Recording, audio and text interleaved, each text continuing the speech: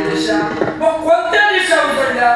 ब्रह्मांडा एवढे होते व सगळे या ब्रह्म आणि ब्रह्मांडामध्ये जे जे ना तो त्याचा परिणाम.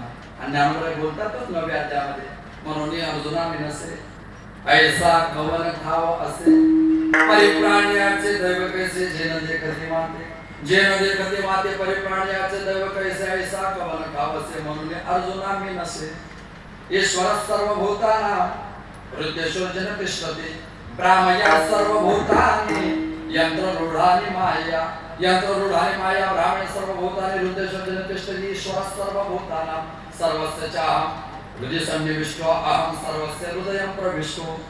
मी सगळ्यांच्या हृदयात ते ब्रह्मांड जे जे ते ओतीवर माझ्यापासून. तुम्हाला का कळत नाही?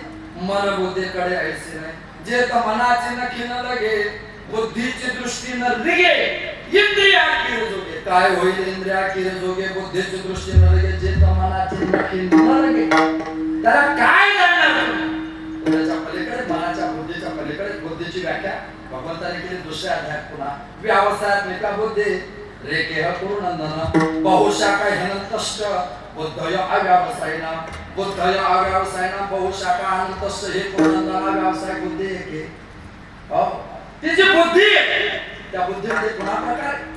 त्या बुद्धीचा जगद्गुरु शंकराचार्यांनी भाषामध्ये परिभाषा वापरली.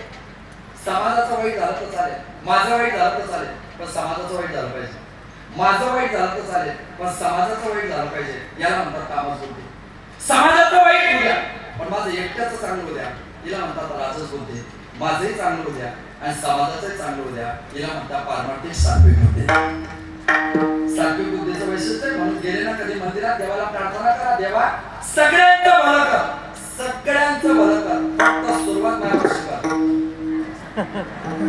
कारण ते भलं मला समजल्याशिवाय मी लोकांना कसं सांगू? सबका भला कर, सुरुवात मुझसे कर.